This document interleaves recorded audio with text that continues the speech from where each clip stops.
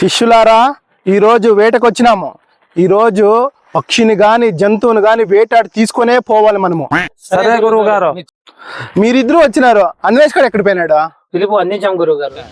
వెనకాల వస్తున్నాడు గురువు గారు. ఏహో కర్ణ, నిన్ను ఇప్పుడు ఈ బాణంతో చంపేస్తా నేను.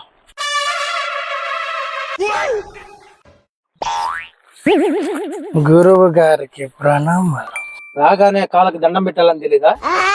సారీ, తప్పైపోయింది. గురువు గారికి ప్రణామాలు. నీ కాళ్ళకి కాదురా, గురువు కాళ్ళకి దండం పెట్టాలని.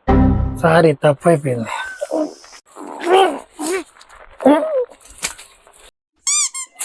గురువు గారి పాదాలకు నమస్కారాలు. చూడు, కాళ్ళు ఆడుంటే చెట్టుకు ముక్కుతానాడు వీడు. రే, నా పాదాలు ఈడుండారా, నువ్వు చెట్టుకు ముక్కుతానావురా? సారీ గురువు గారు, తప్పైపోయింది. గురువు గారి పాదాలకు నమస్కారాలు. సరే సరే, ఆశీర్వాదాలు. లై లై లై. చెప్పండి గురువు గారు. నీకు తాగి రావద్దని చెప్పలేదా? అది కాదు గురువు గారు, మనం వేటాడికి పోతున్నాం కదా, మామూలుగా అయితే మనకు ఒక పక్షి లెక్క కనపడుతుంది, తాగొస్తే 4 పక్షుల లెక్క కనపడుతుంది. సరే సరే, సమయం మించిపోతుంది, పదని వేటకి వెళ్తాం.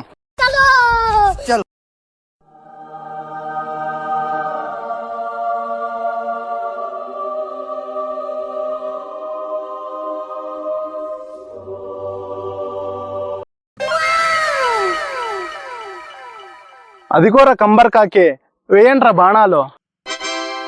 గురువు గారు, కాకంటే శనిదేవుని వాహనము, కాకులను కొట్టకూడదు.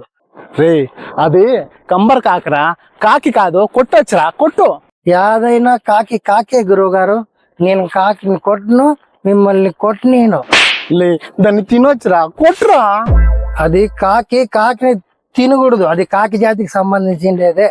సరే పదరా, వీంత ఏం కాట, వేరే దాన్ని కొడతాం, పదండ్రా. వదండ్రా.